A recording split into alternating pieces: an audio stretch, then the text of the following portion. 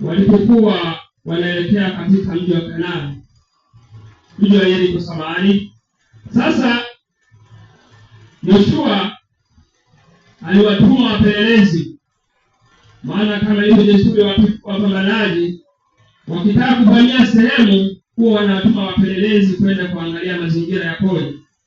Na waliagizwa watu wawili wakaenda huko, wakaingia, na mji huu ulikuwa umejengwa kwa ukuta ambao umezingira mji, lakini watu hao walijipenyeza wakaingia ndani. Bwana Yesu asifiwe sana. Walipoingia, madhumuni yao ilikuwa kwenda kupeleleza wamekaje wale, wajue jinsi mazingira yalivyo, ili watakapokuja kuvamia iwe nyepesi kuweza kuwavamia. Na wakaingia katika mji huo, lakini kama tulivyosikia, hao wajumbe waliotumwa kupeleleza hawapelekea kwa mtu mwingine yeyote, lakini walienda kwa kahaba.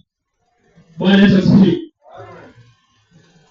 Walienda kwa kahaba ambaye alikuwa anaitwa Rahabu, wakajificha huko. Lakini hata kama walijificha, watu wa mji waliwaona, wakaona pale kumeingia wageni. Unajua wanapoishi makahaba